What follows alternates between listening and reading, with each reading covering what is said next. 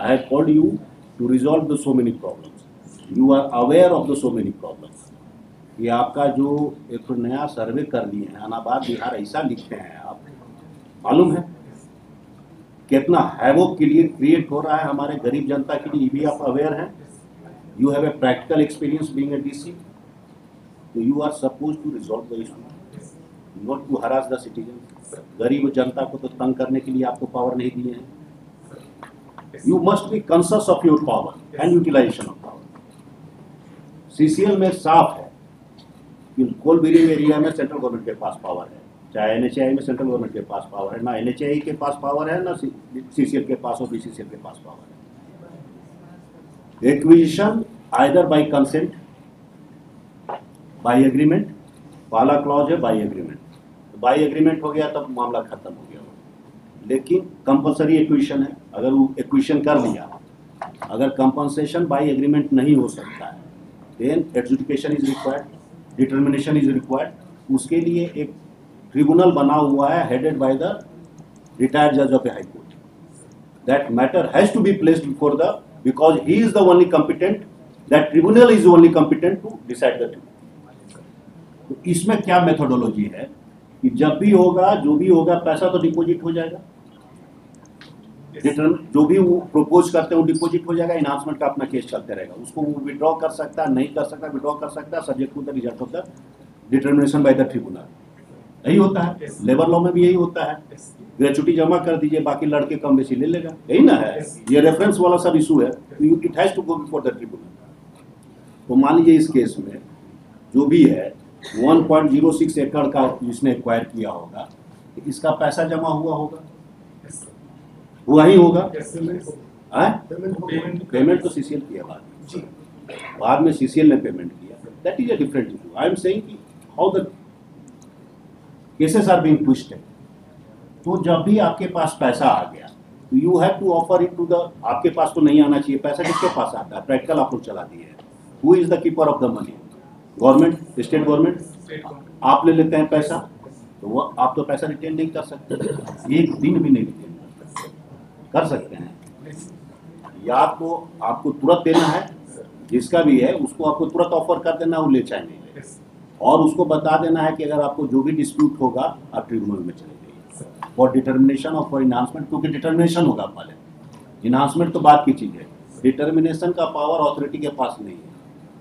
दो ही मेथड है डिटर्मिनेशन का, either by the agreement between the रैयत एंड द CCL अथॉरिटी या central government, whatever may be, और determination by the tribunal headed by the retired high court जज. यही है.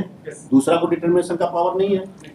Contrary to land acquisition act, जहां पर भी कि आपको अवार्ड बनाने का पावर है, you have to power to determine subject to the reference. अगर कोई डिस्प्यूट आता है तो रेफर हो जाएगा, है ना. तो पैसा आपने रिटेन कर लिया, ठीक है. अब इन्होंने केस बनाया है कि दो प्लॉट जो 32 और 55 है, 32 तो हमारा एक्वायर हुआ, उसका हमको पैसा मिल गया, लेकिन 55 भी मेरा नोटिफाई हो गया है, तो अब इसको गवर्नमेंट डी नोटिफाई कर. बात समझ गए ना. तो whether it has been notified और not notified, there are so many types of affidavit. Affidavit में बाद में जाएंगे, क्योंकि affidavits are sometimes contrary to the record. अगर contrary to the record affidavit है, then I have to go for the inquiry and false affidavit का case करना पड़ेगा. Then I will be landing in the area of false affidavit. बात समझ रहे हैं ना. अगर it is contrary to the record, record तो हमको दो ही चाहिए. वन है पहला नोटिफिकेशन इंटेंशन, और दूसरा है फाइनल नोटिफिकेशन. दोनों कंप्लीट होना चाहिए. showing what land has been intended to be acquired और what land has been actually acquired. ये चीज हमारे रिकॉर्ड में नहीं है. Affidavits are so many but final notifications are not there. ये तो CCL को करना चाहिए, लेकिन CCL भी नहीं कर रहा है. They are the record keepers. या तो CCL भी नहीं है, central government is the appropriate authority. आज सेंट्रल गवर्नमेंट को पार्टी नहीं बनाते हैं. Is the central government party? तो गवर्नमेंट ऑफ इंडिया है पार्टी, तो क्यों नहीं आप इस चीज को रिकॉर्ड पर ला रहे हैं? The notification, let's see page 31 of this notification. 31. तो उसमें आइए गाइस वो नोटिफिकेशन में the plan reference is also there, the plan is with the office of the building commissioner, it is mentioned there. The second paragraph page 31, the plan bearing number such and such dated itla of the area covered by this notification may be inspected. So the plan is there, area covered. The plan जिसके पास है हमको उससे मतलब नहीं। The plan is there, that must be on record. That has to be on record. वही तो बोल रहे हैं। हम लोग देख लेते हैं जो हम लोग कुछ खट्टा होगा ऐसे पेज 31 से दिखा रहे हैं। मेहुलिया में क्या है कि टोटल एरिया जो एक्वायर होना है 15.38 एकड़। हाँ वो तो दिखा। उसका नीचे देखा जाएगा मेहुलिया का दिया हुआ है कि 24, 21, 32, 55 चार प्लॉट मिला के हमको 15.68 और 15.38 जो इनका है जो सेंट्रल गवर्नमेंट की तरफ से दिखा रहे थे ये पूरा मिल रहा है। तो ये रिकॉर्ड पर कहाँ है? इसी का कंफ्यूजन क्रिएट किया जा रहा है। इसको फाइल करा देते हैं। वही तो आपको बार बार बोल रहे हैं कि पेटिशनर एक कंफ्यूजिंग एफिडेविट देता है। इन लोगों को फाइल करना चाहिए, हम करने पेटिशनर इतना मोटा हो गया है महाराज, 2 लाइन का केस नहीं है, 2 लाइन का केस है, 2 नोटिफिकेशन, तीसरा नोटिफिकेशन का रिक्वायरमेंट नहीं। If as per notification land has been acquired payment has to be paid, process चलेगा। अगर land as per notification acquire नहीं हुआ, यूटिलाइज हो गया, यहाँ दोनों केस में नॉट एक्वायर्ड बट यूटिलाइज, तो जहाँ लैंड यूटिलाइज हो चुका है वहाँ तो भी आपको कंपनसेशन देना पड़ेगा, तब हम मेजरमेंट में जाएंगे। तो it's a case of demarcation, हम मेजर करवा लेंगे। अगर land has been actually utilise then you have to go through the process और कंपनसेशन आपको देना पड़ेगा, देना ही पड़ेगा। यही 2 चीजें।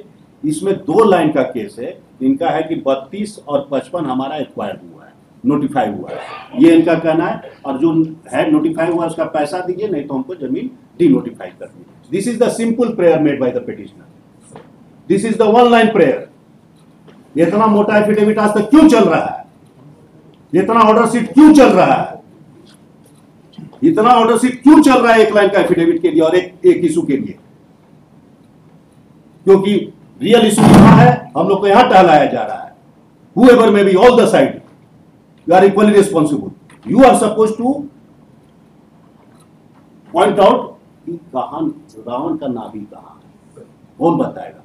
सर ज्वाइंटली जो है हमारे सीसीएल के लिए और डिस्ट्रिक्ट, ये हमको आपसे मतलब नहीं है डीसी साहब, इतना यहाँ वकील खड़ा है, private, CCL, central government, state government, सब मिलके एक क्वेश्चन का जवाब नहीं दे रहे हैं और एक क्वेश्चन तक नहीं बता रहे हैं। There are contrary the way the proceeding will be run. 1 line का एफिडेविट होता है, 1 लाइन का होता है। अब जो चीज नोटिफिकेशन से क्लेरिफाई हो सकता है वो एफिडेविट कैसे क्लेरिफाई करेगा? The thing which has to be clarified by the affidavit. अरे हमने नोटिफाई किया है कि नहीं किया है, एक्वायर किया है कि नहीं किया है, इसका एक ही मात्र हो सकता है, नोटिफिकेशन, नन एल्स। हम आपको नहीं बोल रहे हैं डीसी साहब, हम लोग का तो लिमिटेड है, हम उसकी नहीं बात, हम प्रोसेस की बात कर रहे हैं। और दिक्कत क्या है कि हर जगह डीसी इन्वॉल्व है, इन द प्रोसेस में डीसी इन्वॉल्व है कि he is the record keeper. Yes yes definitely you are the record keeper. तो आप नेसेसरी पार्टी हैं हर केस में। शेड्यूल 5 के इलाका में ये आप सीएनटी के तहत भी जानते हैं। You are the necessary party in all land cases, जहां पर भी इन्वॉल्वमेंट आ जाता है। सिविल सूट में तहिए हैं, 71 में ये है, और यहाँ भी हो जाइएगा।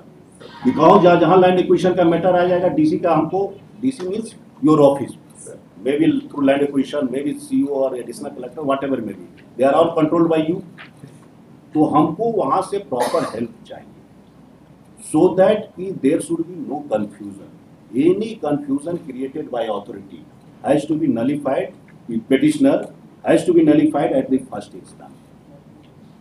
और यही हम बार बार की सरकारी वकील को भी बोल रहे हैं कि कम प्रिपेयर, पहले घर में बैठ के एक दिन सोच लीजिए, 1 घंटा सोच लीजिए, 1 मिनट सोच लीजिए कि where is the real dispute. हम बार बार बोल रहे हैं कहाँ रियल डिस्प्यूट, वो पॉइंट आउट कीजिए, केस खत्म हो जाएगा।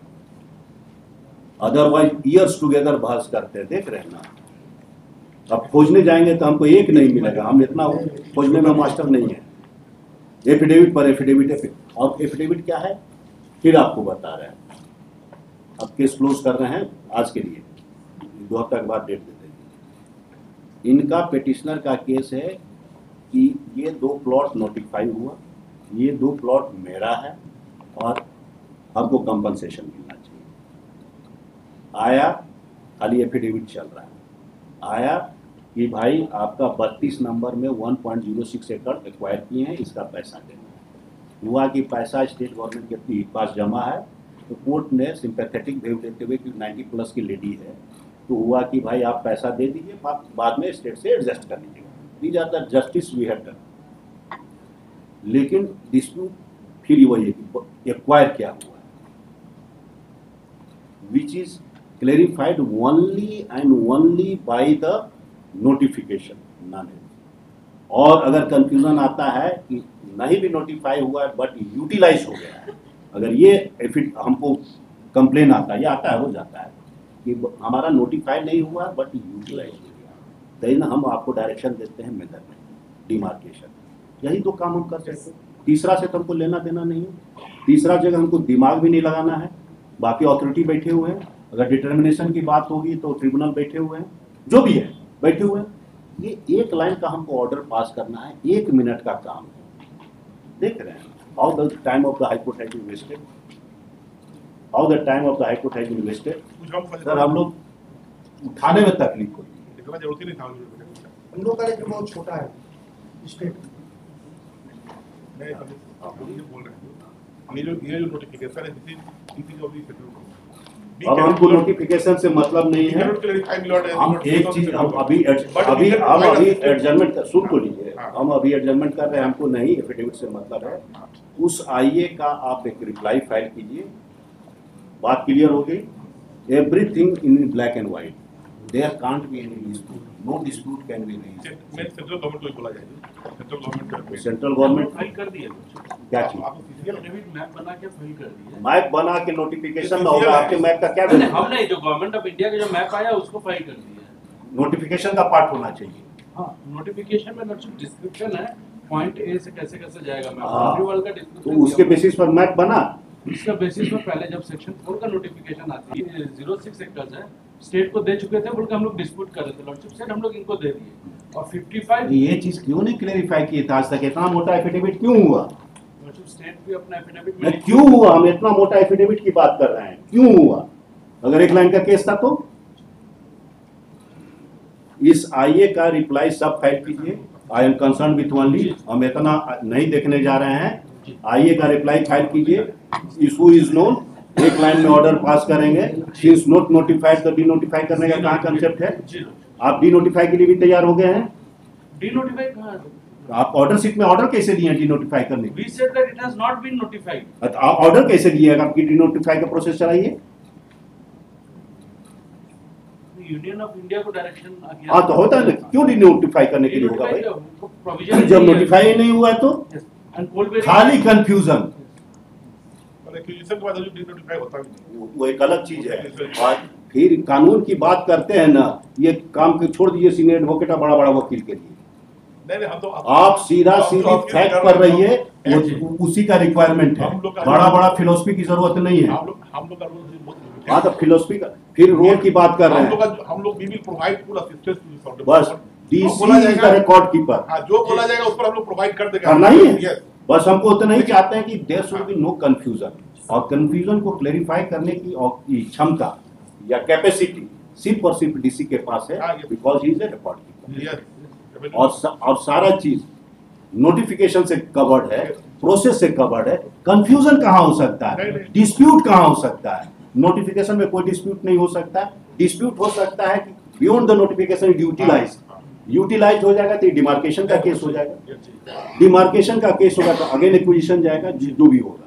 तो जो लेकिन हम एक्वायर ही नहीं किए, एक्विजिशन के प्रोसेस में ही नहीं आया, उसको डी नोटिफाई करने का कहाँ सवाल उठता है? और हमको रोज बहस हो रहा है, क्योंकि सामने तो आएंगे नहीं वकील साहब कि रोज बहस कर रहे हैं कि ई एफिडेविट देखियो का एफिडेविट से फैक्चुअल मैट्रिक्स चेंज कर जाएगा, नोटिफिकेशन चेंज कर जाएगा।